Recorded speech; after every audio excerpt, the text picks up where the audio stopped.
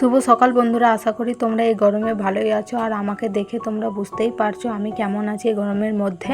Ceiling ফ্যানের হাওয়াটা এত গরম যে আর বাড়ির ভিতরে থাকা যায় না, ঘরের ভিতরে থাকলে ঘেমে জল হয়ে যায়। আর এইদিকে দেখো ঠাকুরের প্রসাদ দেওয়ার থালাটায় কত কাঠপিঁমড়ে চলে এসছে। এই লাল কাঠপিঁমড়েগুলোর প্রচুর বিষ, একটা কামড় দিলে হাত ফুলিয়ে দেবে। দিন দিন এত তাপমাত্রা বাড়ছে যে মানুষের বেঁচে থাকা খুব শুনছি আরো তাপমাত্রা বাড়বে প্রায় 50 ডিগ্রি সেলসিয়াসের কাছাকাছি। তাহলে ভাবো কি অবস্থা হবে সাধারণ মানুষের। এখনই এই গরমটা সহ্য হচ্ছে না, মনে হচ্ছে হার্ট ফেল করে দেব। তারপর তাপমাত্রা আরো যদি বাড়ে কি হবে মানুষের। বাড়িতে দুটো তিনটে গাছ আছে, একটু হলেও ছাঁটা আছে, কিন্তু এই গরমে হাওয়াটা বন্ধ রেখেছে। আর আমাদের এখানে সবাই ঘর থেকে বেরিয়ে কোথায় গাছে ছায়া আছে সেই দিকেই ছুটছে। মাঝে মাঝে আমাদের বাড়ির এই বারান্দায় এসে সবাই বসছে একটু ছায়ার জন্য। আর গাছে একটু পাতাও নড়ছে না, তারাও এই রোদে গরমে নিঝুম হয়ে গেছে।